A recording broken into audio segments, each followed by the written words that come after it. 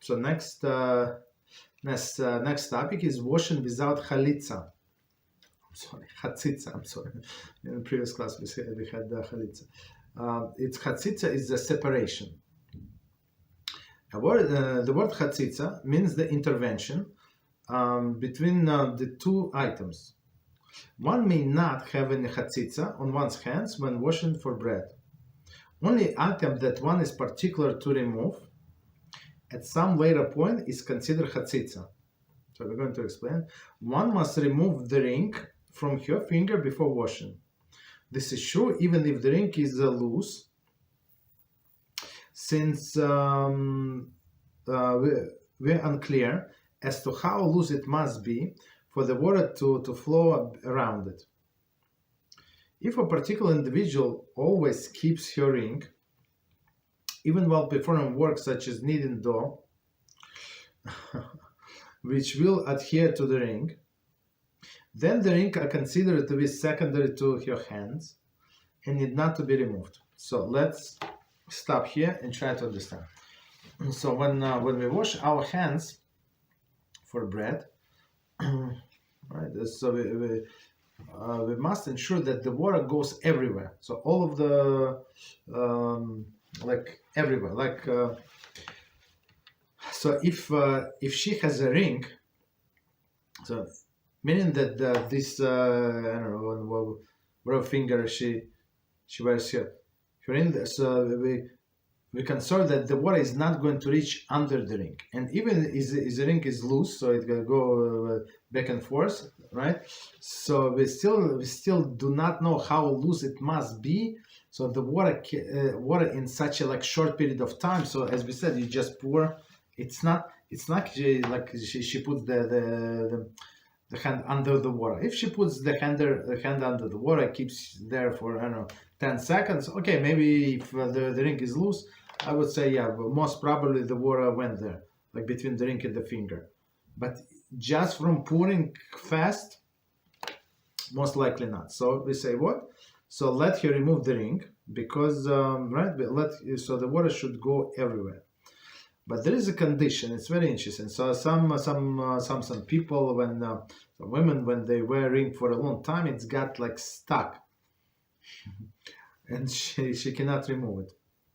So if she cannot remove it completely, so there is no problem whatsoever. I mean, what are you going to do? And the thing is, so we said if she does not care about the ring, getting dirty or getting scratch or getting I don't know. Right, so it is secondary to the hand. So what is the test? If she would perform some dirty jobs, like I don't know, wash some wash a baby, right?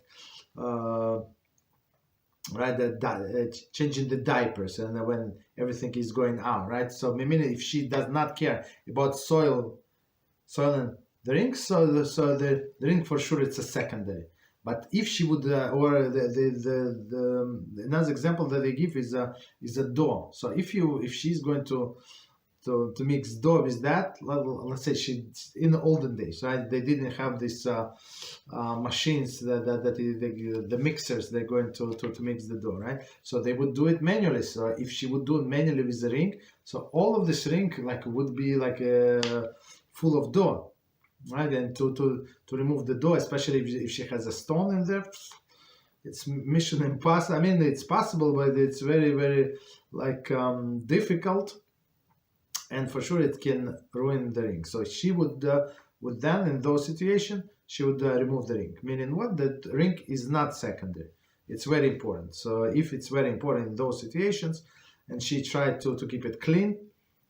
Right, so in this case also she must remove the ring. Okay, continue. Many times women will take off her ring before washing, okay, but is hesitant to place them down on a counter or a ledge in front of her. There is a risk that the ring will be lost, stolen, or forgotten. The most convenient option is to put the ring in her mouth and hold them between her teeth. Although this is certainly permitted, It is preferable that one remove the ring from her mouth before reciting bracha. Even if the pronunciation will not be affected, if she keeps the ring between her teeth. This is based on a pasuk in where it says, Yemalei pi tehilasecha. My mouth should be filled with your praise. This is true of all brachas. The mouth should be empty of anything beside the praise of Hashem. Let's stop here and understand. So some women have this very expensive ring with a stone, right, diamond or whatever stone is it, and she's afraid. Let's say she's somebody else's house. There are many people. She does not know these people, and even if she does, I mean, don't tempt anybody like with a very expensive ring. Don't tempt, right? We don't do that. And so if she would leave on counter, she might forget, right? If she like, I don't know, whatever. So she's afraid to forget, to lose it, or somebody's going to steal it. So technically, like while she's washing her hands, she can put this ring into her mouth, because there is no bracha yet. She just she does the action, and after she finishes, yeah. So she takes the ring from her mouth and say the blessing. There is no problem. And how do we know that your mouth must be empty? Right. So it says in Tehillim, I think it's Tehillim. Yeah, Tehillim. What is it? Is 71:8. Right. So it says, my mouth should be filled with your praise. Praise. What does it mean? So when we say the blessing, so our mouth should be free. So meaning what? That before saying the blessing, you have to swallow the saliva. If you have some other food, for example, you need to say two blessings. For example, you eating what are you eating? You potato and chicken, right? So on potato you say one blessing. On chicken you need to say second blessing. So make sure that you swallow the potatoes, like your mouth is free, and then you say a blessing on the chicken. So same is here. So even though technically she can say the blessing normally, right, when she has this ring in her mouth, but I would say just say remove it and then say the blessing. Continue. The topic of Chatzitzah is very relevant to the bandages on the hand or finger.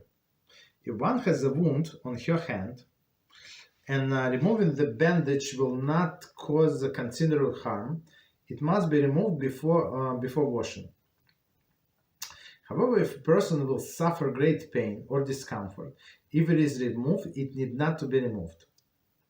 Likewise, since one's doctor says that there is a risk of infection if the wound is exposed, then one may wash while wearing the bandage. Also, if the bandage will be on for an extended period of time and will definitely not be removed during the meal, it is not considered Chatzitzah. So that's a very common situation, right? So people cut themselves, they have bandages. And bandage is also something that prevents the water going under and have a contact with the skin. That's what definition of Chatzitzah, some like separation. They say intervention. Okay, separation, intervention, doesn't matter. Okay, so we said if it's possible to remove, let's say maybe the wound is healed already, like there is no problem, right? So she can remove, no problem. But if it's not, if it's fresh wound, let's say she put ointment there, right? So she wants to keep it there for extended period of time, there is no problem. So what is extended period of time? Maybe until it's going to come off by itself. I don't know, maybe in 1 day, 2 days, I don't know. Depends on the bandage. So technically we can keep the bandage when when we're washing our hands. And just logically, if you think logically, even though this part of my finger, right, it's was not washed, but it's not going to touch the bread. So even, let's say that this part of the finger that is under the bandage is impure, it is impure, but it's never going to touch my my piece of bread, because I have on top this bandage, so there is no problem. Okay. Whenever a person washes only one hand, because there is a bandage or a cast on another hand, one that must be kept dry, the bracha al Netilas Yadayim is recited as usual, even though it is formulated in plural.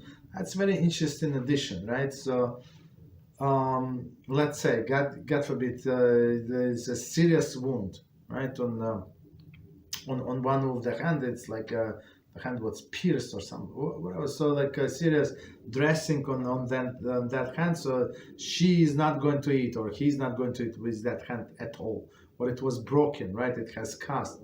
So even though, right, you're not going to wash that hand, you don't want to touch, right? You don't want to pour water, you don't want to touch food with that hand, because maybe if you didn't wash it for some time, maybe it's a bit dirty, right? For sure. So anyway, when you say the blessing, you will say blessing correctly. Correctly meaning in plural. So al Netilas Yadayim meaning in plural, meaning hands. Okay. We don't change the blessing. Continue. Nail polish is not considered Chatzitzah on a woman's nails, because the polish is considered secondary to her hand, since it is there to beautify her. Even if it is chipped, most women do not mind leaving the house that way, and it would therefore not be considered Chatzitzah, and in regard to Halachos Netilas Yadayim. So we're talking about now only, just to remind, Netilas Yadayim, washing of the hands. It's not going to the mikveh. Going to the mikveh, different story. Okay, so here we say if she has a nail polish, no problem. It's not Chatzitzah. It's secondary to the nails, no problem. Okay.